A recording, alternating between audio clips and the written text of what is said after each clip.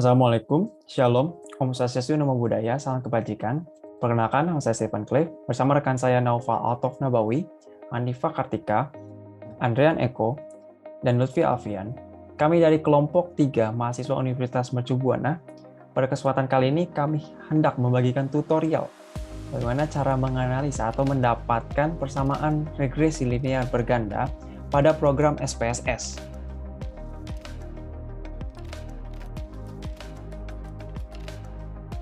Untuk dapat melakukan atau kita memperoleh persamaan regresi linear berganda, kita harus mendapatkan tabel data terlebih dahulu dari data yang kita miliki. Di sini saya memiliki data estimasi biaya proyek pada proyek perbaikan jalan di Manado. Terbagi dalam proyek pemeliharaan jalan yang sudah didapatkan pada masing-masing wilayah yang ada di Kota Manado. Kemudian kita memiliki total biaya proyek sebagai variabel terikat, LPA atau lapis pondasi atas sebagai variabel bebas, dan ACWC atau Asphalt Concrete Wearing Course sebagai variabel bebas kedua dengan satuan yang sudah tertera pada kolom tersebut. Pertama-tama, untuk dapat menginput data atau mengentry data pada program SPSS, kita harus mengecek terlebih dahulu apakah data kita dapat dibaca oleh SPSS atau tidak, yaitu jika kita memiliki data yang memiliki tanda koma, maka kita harus pastikan program SPSS hanya membaca tanda koma sebagai titik, yaitu dengan memastikan data yang pada Excel kita ubah tanda koma menjadi titik, seperti yang sudah ada tertera di sini. Kemudian, jika kita ingin mengganti atau mengubah tanda titik menjadi koma, maka kita tekan Find Select, Replace, kemudian find word-nya adalah titik, replace with-nya menjadi koma. Replace all, secara otomatis akan berganti tanda titik menjadi tanda koma. Kalau kita ingin membalikannya kembali, maka find word-nya koma, replace-nya titik, dan kemudian replace all. Sehingga menjadi kembali lagi seperti semula, yaitu koma menjadi titik. Ketika kita sudah memastikan bahwa data kita dapat dibaca oleh program SPSS, kita menuju kepada program SPSS yang kita miliki. Di sini saya memakai IBM SPSS Statistic Data Editor. Kemudian kita harus mengatur atau memberikan pengaturan pada kolom variable view.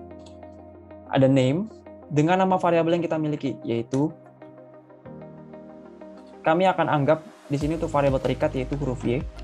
Variabel bebas adalah huruf X1 dan variabel bebas kedua adalah huruf X2. Mengapa terdapat dua variabel? Karena kita memiliki persamaan regresi, ya kita akan mendapatkan persamaan regresi linear berganda.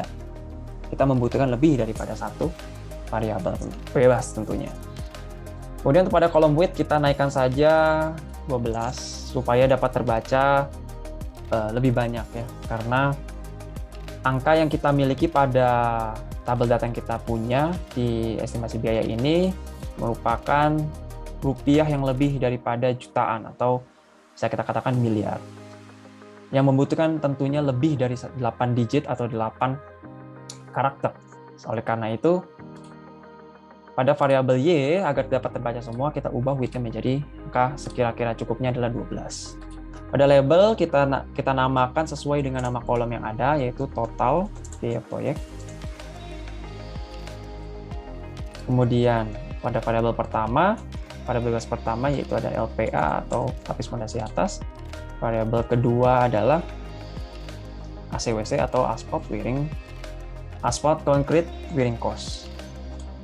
Karena data kita merupakan data kuantitas, tentunya pembacaannya adalah berupa angka, oleh karena itu kita harus mengubah measure menjadi format scale. Setelah kita sudah pastikan variable view sudah benar, kita masuk ke dalam data view. Pada data view kita lihat bahwa variabel-variabel sudah terdeteksi di sini. Ketika urutannya sudah benar dengan variabel terikat terlebih dahulu, mari kita copy data yang kita miliki dari Excel. Klik kanan copy, kembali ke data view dan lakukan paste di SPSS. Secara otomatis angka sudah ditransfer dari Microsoft Excel ke data SPSS.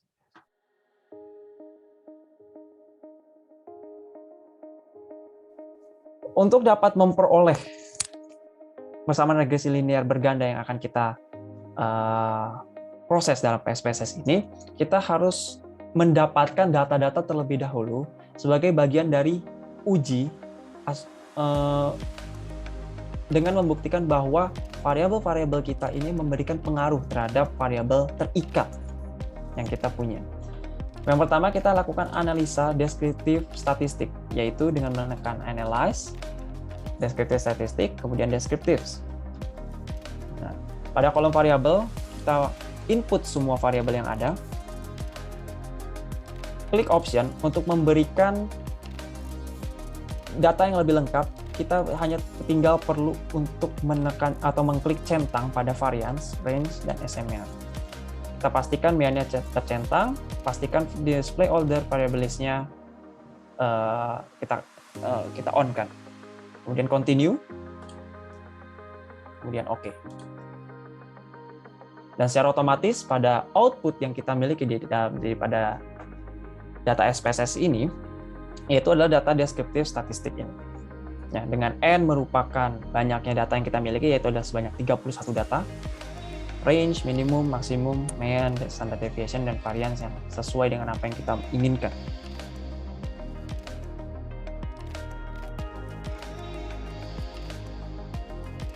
Kemudian kita kembali ke data view yang kita miliki. Untuk berikutnya, dalam memperoleh persamaan regresi linear berganda yang akan kita nanti dapatkan, kita perlu melakukan uji. Tentunya uji data tersebut, yaitu sebanyak 4 uji asumsi klasik. Tetapi sebelum kita melakukan 4 uji asumsi klasik, kita tentunya perlu memperoleh data analisa terlebih dahulu.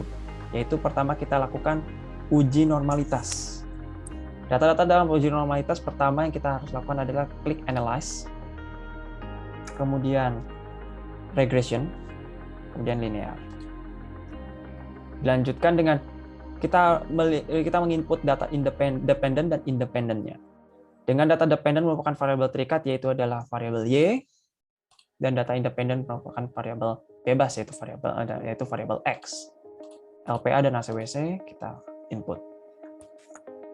Dilanjutkan dengan klik save, dan residual and standardized kita centangkan.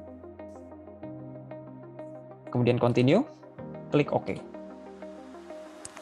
Pada output akan terbaca data yang kita miliki, itu residual statistik, coefficient, dan alpha, serta model summary, dan juga variabel entered atau di remove.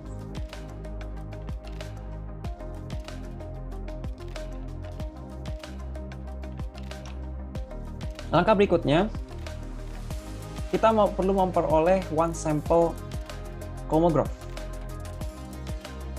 yaitu kembali ke data view, analyze, non-parametric test, legacy dialogs, one sample KS, singkatan dari homograph.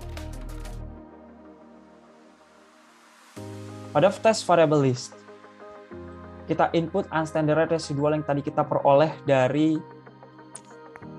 regresi yang sudah kita lakukan pada langkah sebelumnya. Dan pastikan test distribution adalah normal. Dicentangkan, klik OK. Secara otomatis, terdapat N parameter test yang ada diperoleh one sample homograph dan Smirnov test. Data yang perlu kita lihat adalah di bagian signifikan, detail, yaitu 0,162. Kita sudah dapatkan.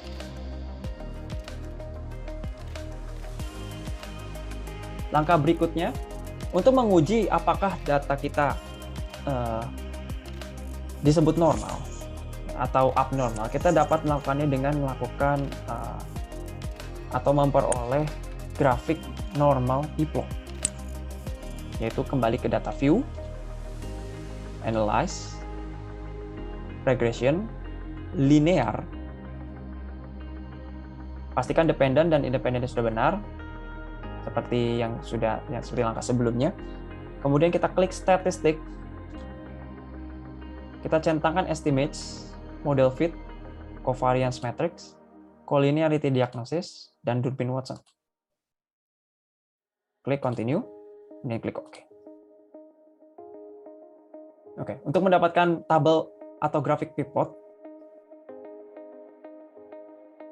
kita lakukan sekali lagi analyze, regression, linear, dengan mengklik plots, dan kita centangkan normal probability plot. Continue.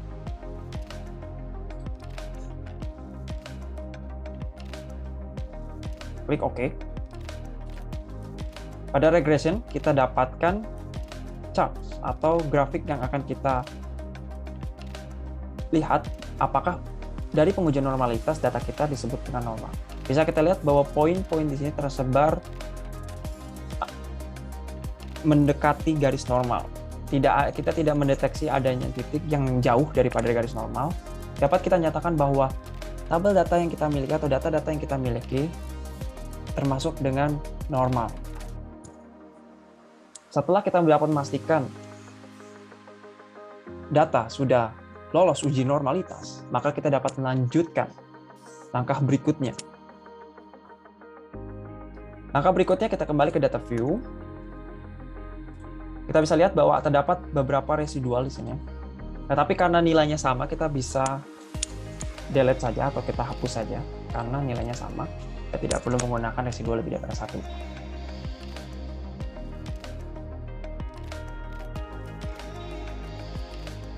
Setelah kita mendapatkan grafik normal pivot, langkah berikutnya yang akan kita lakukan adalah mentransform data residual 1 ke absolute residual, yaitu dengan cara transform compute variable. Pada target variable atau nama dari variable tersebut kita namakan absolute ABS residual dengan singkatan res. Kemudian pada numeric expression kita kosongkan terlebih dahulu, kemudian function group kita klik all, pada function dan special variable kita klik ABS. Klik tanda panah yang ada di sini menunjukkan ada ABS dan data mana yang akan kita absolutkan, yaitu adalah data unstandardized residual. Klik tanda panah. Setelah sudah benar seperti ini, maka kita tinggal klik OK. Secara otomatis akan muncul absolute residual. Absolute residual ini kegunaannya adalah untuk memberikan nilai positif pada data-data negatif yang ada di nilai residual 1.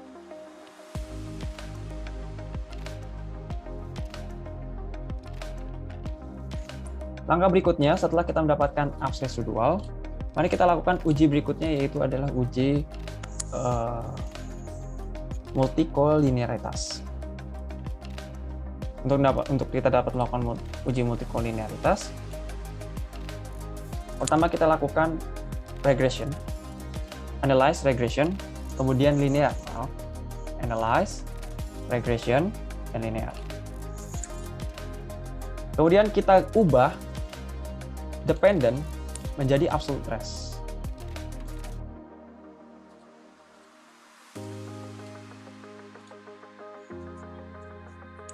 Kita pastikan independennya sudah benar, LPA dan absolute.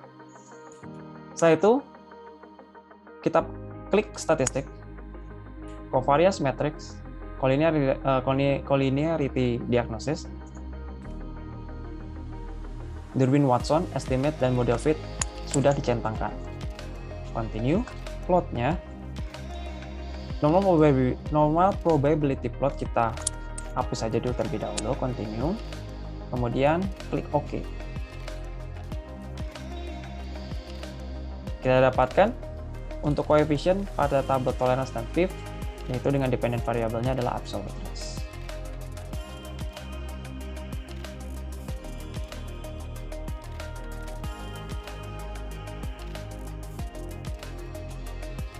Kemudian, langkah berikutnya, setelah uji multikolinearitas, kita lakukan uji heteroskedastisitas, yaitu kembali kepada data view, analyze, descriptive statistic, regression, linear, Kemudian kita pastikan dependennya sudah benar, independennya juga sudah benar, seperti ini. Tetap kita menggunakan dependen yaitu absolute test.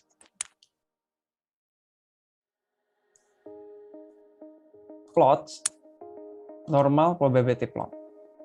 Kita centangkan.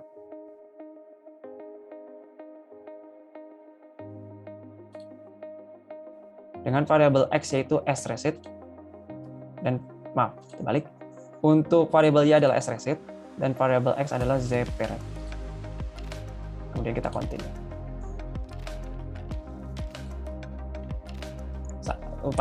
Pada save unstandardized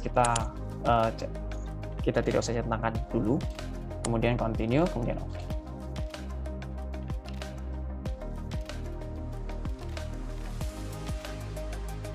Secara otomatis akan muncul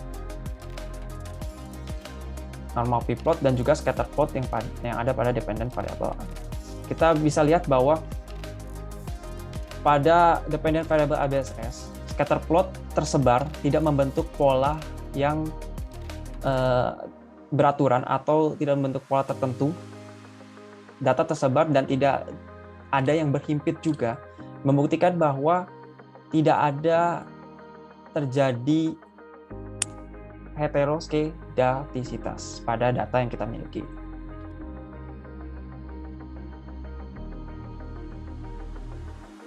Baik, setelah data kita teruji tidak terjadi atau tidak ada terjadinya heteroskedastisitas, maka langkah berikutnya yang kita akan lakukan adalah kita harus memperoleh data rantes.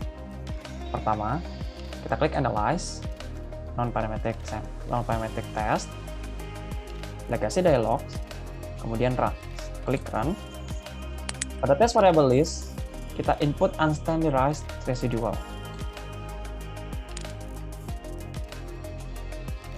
Cut point-nya adalah median. Kita centangkan median saja, yang lain kita pastikan tidak perlu. Kemudian, klik OK. Secara otomatis, and parameter test akan memunculkan unstandardized residual pada run test.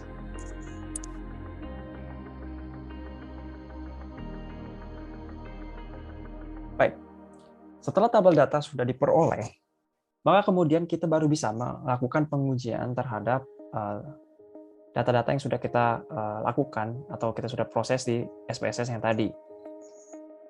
Maka dari itu pertama yang harus kita ambil, data yang kita harus ambil dari SPSS yang tadi kita sudah proses itu pertama adalah descriptive statistic, yaitu terdapat pada output yang sudah kita dapatkan saat kita melakukan analisa atau pengoperasian di SPSS. Descriptive statistic dari sini kita bisa copy saja semuanya untuk datanya secara instan. Dan kita bisa langsung proseskan di Word jika kita ingin melakukan atau kita mau membentuk sebuah laporan. Kemudian setelah deskripsi statistik sudah kita copy, di sini kita dapatkan nilai N, yaitu adalah banyaknya data yang kita dapatkan atau yang kita miliki dari tabel data sebelumnya, yaitu sebanyak 31 data. Kemudian untuk dapat menguji normalitas, jadi pertama setelah kita lakukan uji normalitas. Uji normalitas ini penting, seperti yang sudah dijelaskan bahwa kita akan menentukan apakah data kita termasuk dalam golongan yang normal atau tidak. Jika data tidak normal, maka kita tidak bisa menggunakannya. Oleh karena itu, untuk dapat menguji normalitas, kita perlu melihat normal p-plot. Grafik normal p-plot ini akan melihat scatter atau persebaran dari titik-titik yang ada, apakah mendekati garis normal atau justru jauh dari garis normal.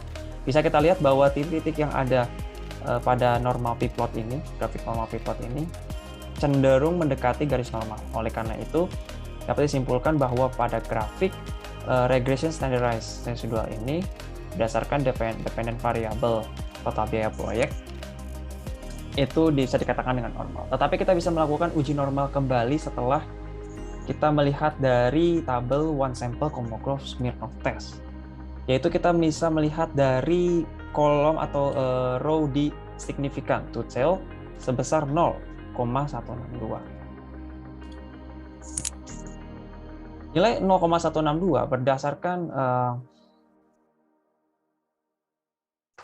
pengertiannya bahwa melihat normalitas dilakukan dengan uji one sample homograph atau KS dapat dilihat dari nilai signifikansi residualnya, yaitu dengan pedoman pengambilan keputusan dari A, nilai signifikan atau signifikansi jika nilai probabilitas di bawah 0,05 maka distribusi tidak normal atau data tidak normal. Tapi kita bisa melihat bahwa nilai signifikan di 0,162 adalah nilai yang di atas 0,05, sehingga kita bisa katakan bahwa sampel kita adalah atau sampel data kita adalah normal. Setelah kita tahu bahwa data kita normal, maka baru kita dapat melanjutkan pengujian kembali. Langkah berikutnya setelah kita melakukan uji normalitas, kita lakukan uji multikolinearitas. Uji multikolinearitas ini digunakan tentunya untuk menentukan apakah terjadi multikolinearitas pada data yang kita miliki. Pengujiannya adalah kita harus mengambil pertama-tama adalah output yang terdapat pada data SPSS yang kita sudah operasikan. Data output tersebut yang kita ambil adalah ini. Maaf sebentar. Yaitu adalah dependent variable-nya adalah total biaya proyek dengan tabel coefficient yang memiliki tolerance dan nilai tolerance dan VIF untuk collinearity statistik, yaitu kita ambil dari output yang terdapat pada bagian ini.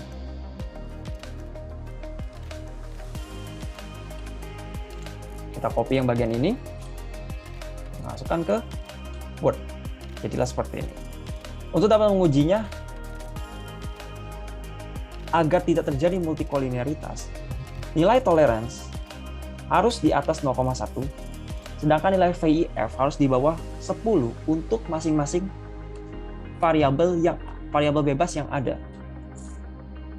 Dapat kita ketahui bahwa pada variabel LPA dan ACWC, nilai tolerance dan VIF itu sama, yaitu untuk nilai tolerance adalah 0,432, dengan kata lain lebih besar daripada 0,1, berarti memenuhi syarat, dan nilai VIF 2,317 yang mana juga memenuhi syarat bahwa nilai VIF harus di bawah 10. Sehingga kita bisa katakan bahwa data kita tidak terjadi multikolinearitas. Setelah kita menguji multikolinearitas, langkah berikutnya kita lakukan pengujian heteroskedastisitas. Uji heteroskedastisitas. Maaf. Heteroskedastisitas adalah keadaan di mana terjadinya kesamaan variabel dari residual pada model regresi. Nah, kita harus menguji apakah data kita terjadi heteroskedastisitas atau tidak. Sebelum kita mendapatkan persamaan regresi linear, karena jika terjadi banyak kesalahan pada data tabel kita, tentunya persamaan regresi linear tidak akan menjadi suatu hal yang berguna tentunya, karena data kita terlalu banyak yang salah. Oleh karena itu, bagaimana cara kita menentukannya, itu kita copy grafik scatter plot yang tadi kita sudah lakukan dengan dependent variable, yaitu adalah absolute residual. Yaitu pada output yang kita miliki, yaitu terdapat di bagian saat kita melakukan analisa dengan plot, ya, analisa dengan scatter plot dengan dependent variable adalah absolute residual. Bisa kita lihat bahwa persebaran titik-titik atau persebaran titik yang ada di sini tidak membentuk suatu pola tertentu, tetapi sangat menyebar, tidak beraturan. Oleh karena itu bisa kita katakan bahwa tidak terjadi heteroskedastisitas. Tetapi untuk data tersebut kita bisa dukung dengan adanya tabel yang satunya lagi, yaitu adalah tabel uji Gleitzer. Uji Gleitzer ini untuk menentukan juga apakah data kita terjadi heteroskedastisitas. Jadi Selain melihat scatter plot, kita juga bisa melakukan uji Glaser. Pada uji Glaser, nilai signifikansi kedua variabel independen harus lebih besar daripada 0,05. 0,05. Sehingga dengan demikian, kalau misalkan variabel independen memiliki lebih besar daripada 0,05, maka tidak terjadi masalah heteroskedastisitas pada model regresi. Bisa kita lihat bahwa pada nilai signifikansi pada uji Glaser, tentunya nilai variabel independen lebih besar daripada 0,05. Dengan dependent variabel adalah absolute rest. Berbeda dengan yang tadi sebelumnya, kita menggunakan dependent variabel total biaya proyek di multikolinearitas. Sekarang untuk heteroskedastisitas, kita harus menggunakan dependent variabel pada absolute rest. Setelah kita tahu bahwa nilainya adalah 2,317, maka kita bisa simpulkan bahwa kedua variabel independen lebih besar daripada 0,0. Sehingga tidak terjadi masalah heteroskedastisitas. Kemudian, setelah kita lolos uji heteroskedastisitas, multikolinearitas, dan uji normalitas, langkah berikutnya kita melakukan uji autokorelasi. Seperti yang sudah disebutkan sebelumnya, bahwa terdapat 4 pengujian untuk menentukan persamaan regresi linear sebelum kita mendapatkan regresinya itu, ya, yaitu autokorelasi.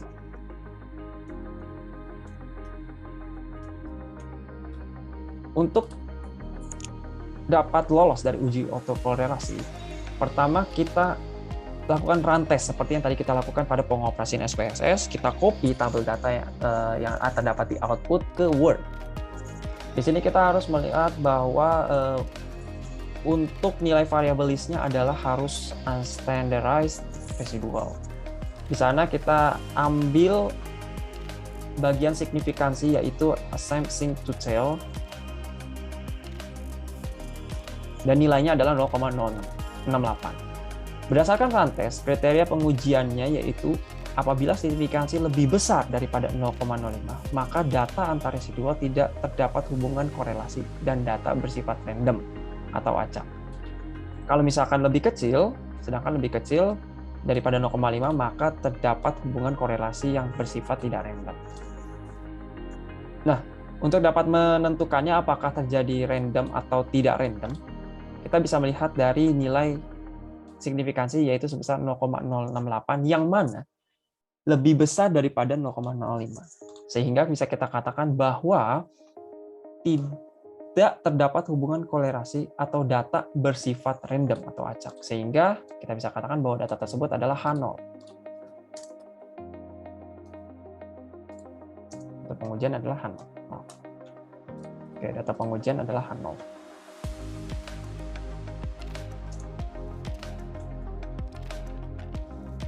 Atau bersifat acak berdasarkan uji autokorelasi. Setelah kita lakukan uji autokorelasi, kita bisa dapat menganalisa koefisien determinasi yang ada dengan kita melihat R kuadrat pada adjusted R square. Tentunya mengambil tabel data yang pada output, yaitu model summary dengan predictor konstannya sekian, dan dependent variabelnya harus total biaya proyek, yaitu kita bisa dapatkan di bagian yang ini.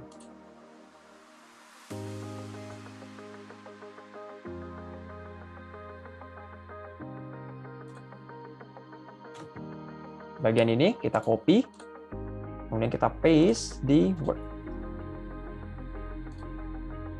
Setelah itu, kita melihat bahwa nilai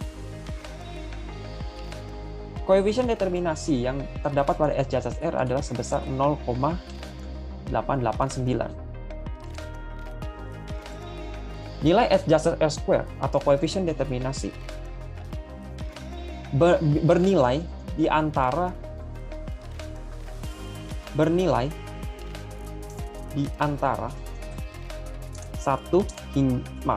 hingga 1. Semakin nilai adjusted R square atau koefisien determinasi mendekati angka 1, maka terdapat kesempurnaan atau dikatakan bahwa kolerasi antara pengaruh variabel bebas dengan variabel terikat semakin kuat. Tetapi jika nilainya semakin mendekati 0, maka semakin melemah atau bisa dikatakan hampir tidak memiliki hubungan. Kalau tidak memiliki hubungan, biasanya S jas R² ini bernilai negatif. Tetapi oleh karena S jas R² kita bernilai positif, maka adanya hubungan. Dan oleh karena 0,889 bisa dikatakan hampir sama dengan 88,9%. Mendekati 100% artinya hampir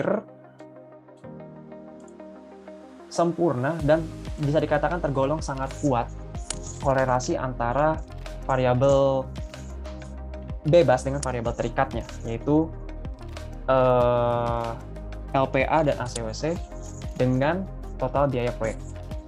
Setelah kita melakukan analisa koefisien determinasi, selanjutnya adalah langkah uji statistik F atau uji simultan.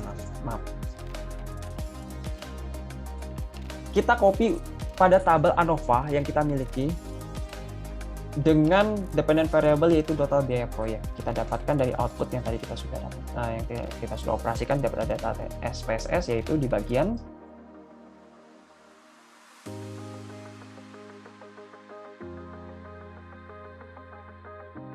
ini. Maafnya APSS. Nah, ini. Kita copy dan kita paste di sini. Setelah itu, untuk dapat menguji uji F, yaitu kita melihat hipotesis untuk menilai kelayakan model regresi, yang mana jika nilai signifikan lebih kecil daripada 0,5, maka model ini cocok untuk dilakukan penelitian. Tapi jika lebih besar daripada 0,05, maka model ini tidak cocok untuk dilakukan penelitian. Bisa kita lihat bahwa nilai signifikannya sangat kecil, 0,00 hampir mendekati 0. Maka bisa kita katakan bahwa nilai signifikan dari tabel penelitian ini bisa dilakukan penelitian karena nilainya lebih kecil daripada 0,05. Berikutnya, atau dengan cara melihat F hitung dan F tabel. F hitung kita peroleh dari tabel yang kita sudah dapatkan dari operasi software SPSS. Sehingga jika F hitung lebih kecil daripada F tabel, maka H0 diterima atau tidak adanya pengaruh antara variabel bebas dengan variabel terikat. Tetapi jika F hitungnya lebih besar daripada F tabel, maka adanya pengaruh yang kuat antara variabel bebas dengan variabel terikat. Untuk dapat mengujinya, kita harus melihat tabel F yang kita sudah sediakan di sini.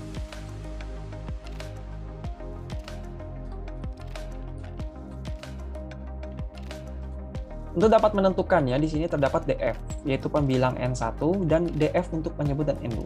Untuk memperoleh nilai DF tersebut adalah untuk N1 adalah nilai dari jumlah variabel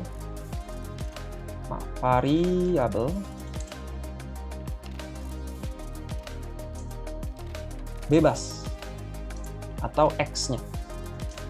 Berjumlah berapa? Karena kita memiliki variabel bebas berjumlah 2, maka nilai N1-nya adalah 2. Kemudian untuk N2 merupakan jumlah responden atau banyaknya data, kita bisa katakan sebagai banyaknya data saja, dikurang dengan banyaknya variabel.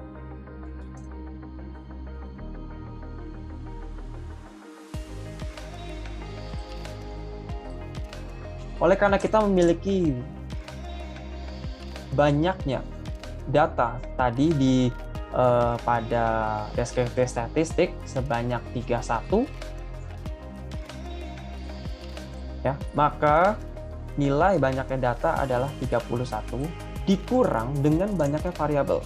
Kita memiliki satu variabel terikat dan 2 variabel bebas. Oleh karena itu kita harus menguranginya dengan 3 sehingga bernilai 20. Dengan melihat tabel F, jumlah dengan nilai N1 adalah 2 dan N2 adalah 28. Di sini kita punya, saya bantu dengan shift. Di sini kita punya N12 dan nilai untuk N2-nya adalah 28, itu di sini. Sehingga kurang lebih letaknya ada di sini. Yaitu bernilai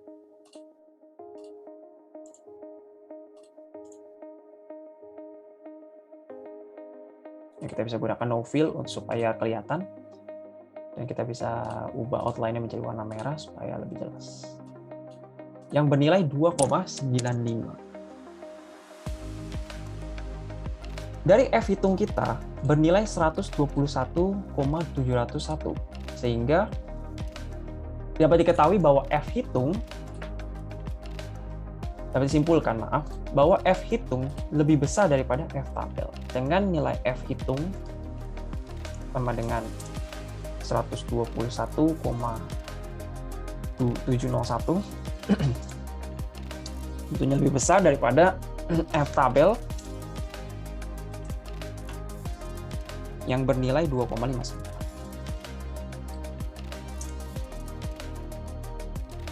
Sehingga dapat disebutkan bahwa adanya pengaruh terhadap dari variabel terikat, variabel bebas terhadap variabel terikat. Setelah kita sudah lakukan uji statistik F, sekarang kita lakukan uji statistik T atau uji T tabel. Untuk dapat melakukan uji T tabel, kita melihat nilai T yang terdapat pada T hitung di tabel, koefisien yang kita sudah lakukan pada pengoperasian di SPSS dengan dependent variable, yaitu adalah total biaya proyek. Setelah itu, uji statistik dalam regresi linear berganda dilakukan untuk menguji seberapa jauh sih pengaruh satu variabel independen dengan cara pengambilan keputusan berdasarkan ada dua cara, yaitu berdasarkan signifikansi dan T-tabel. Sekarang kita lihat bahwa jika nilai signifikansi bernilai lebih besar daripada 0,05, maka tidak ada pengaruh ya satu dari variabel independen terhadap variabel terikatnya ya. Nah, kalau misalkan lebih kecil, maka H0 itu ditolak atau H1 diterima. Artinya terdapat pengaruh. Dan itu jauh ya. Semakin kecil nilainya, semakin mendekati 0 nilainya, maka semakin jauh pengaruh suatu variabel independen terhadap variabel dependen atau variabel terikatnya. Kita bisa lihat bahwa nilai masing-masing untuk LPA dan ACWC adalah 4,924.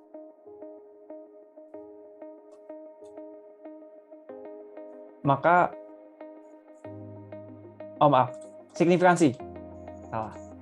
Kita bisa lihat bahwa nilai signifikansi bahwa pada LPA dan ACWC bernilai 0,0000 hampir tidak terketahui berapa ya. Ini hampir mendekati 0 sebetulnya. Mungkin karena di sini desimalnya hanya diminta sebanyak 2 atau paling banyak pun 3, maka tidak terdeteksi berapa angkanya. Tetapi jika kita meminta atau mengaturnya lebih panjang lagi, mungkin akan terlihat berapa nilainya. Nah, atau dengan cara T-tabel ya. Jadi bahwa kita tahu di sini sebelumnya pada nilai signifikansi tentunya lebih kecil ya daripada 0,05, maka hubungannya pengaruhnya cukup jauh daripada satu variabel. Atau dengan cara lain dengan melihat T-tabel. Di sini saya telah siapkan T-tabel yang ada. Untuk menentukan nilai T-tabel, kita harus menentukan nilai DF-nya terlebih dahulu atau derajat degree of freedom. Nilai DF yang kita miliki dari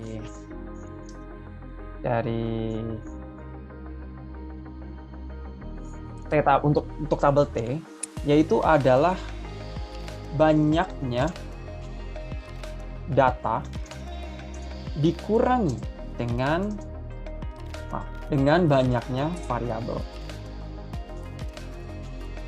Oleh karena banyaknya data adalah 31 dan banyaknya variabel ada 3, maka nilainya adalah untuk degree of freedom 20. Sehingga kita lihat untuk nilai probabilitas atau alfa 0,05 pada tabel T, yaitu kita lihat dari bagian kolom ini. Ini dia. Ya. Saya kasih shape di sini. Ya, yang ini ya. Dan dengan melihat bagian kolom yang ini, nilai DF-nya adalah 28, sehingga kurang lebih ada di bagian sini. 28 dengan kolom 4. Ya, di sini. Sehingga kita dapat peroleh bahwa nilai dari T tabel, biar saya edit dulu,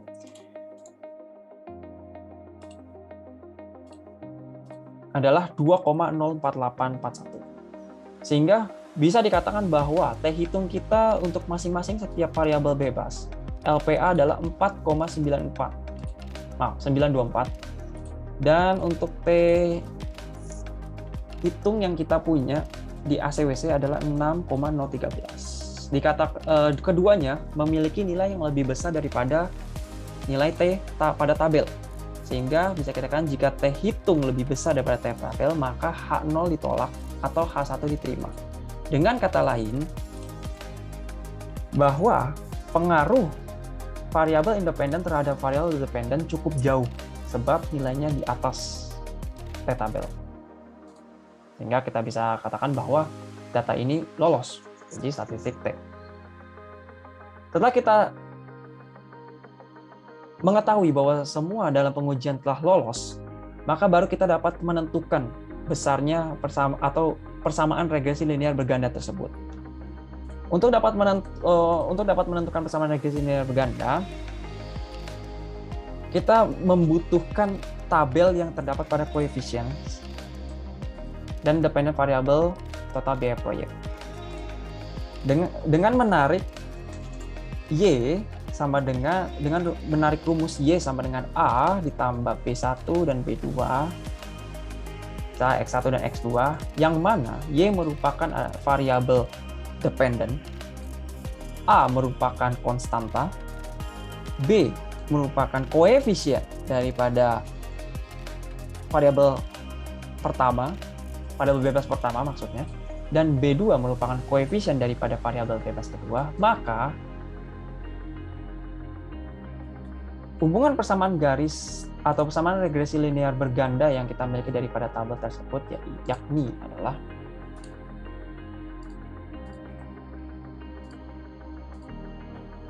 Y sama dengan nilai konstanta 2,80,479,482,49, maka ini menjadi nilai konstanta daripada regresi linear tersebut. Atau kita bisa katakan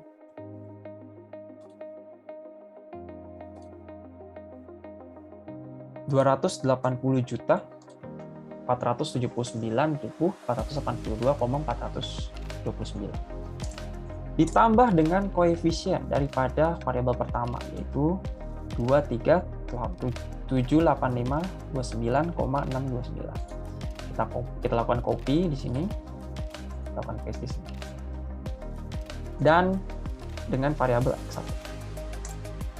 Kemudian untuk koefisien variabel X2 adalah yang terdapat pada ACWC, yaitu 115,424,38 dikali X. Ini merupakan regresi linear daripada tabel data yang kita miliki tadi. Dengan demikian, bisa dikatakan bahwa jika suatu proyek pemeliharaan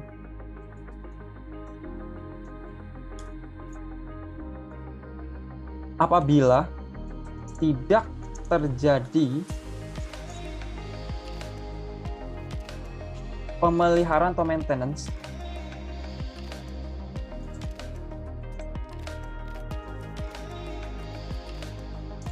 pada jalan yang perlu perbaikan,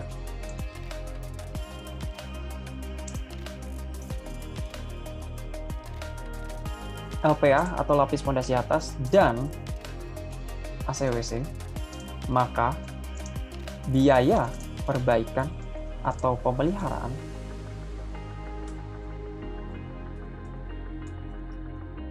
jalan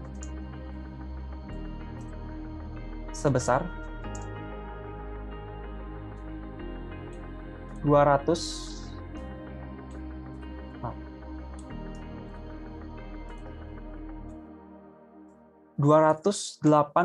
juta 479.482,429 rupiah bagi pemeliharaan itu sendiri untuk seluruh daerah. Dengan kata lain, bahwa nilai X1 dan X2 itu 0 atau tidak perlu adanya perbaikan volume pekerjaan pada jalan tersebut. Oke, sekian dari kelompok kami, kelompok 3 mengenai memperoleh persamaan energi linear. Kurang lebihnya mohon maaf. Saya Stephen Cliff, terima kasih atas perhatiannya semua. Assalamualaikum warahmatullahi wabarakatuh. Shalom, Om Swastiastu, Namo Buddhaya. Sampai bertemu lagi di video berikutnya. Terima kasih.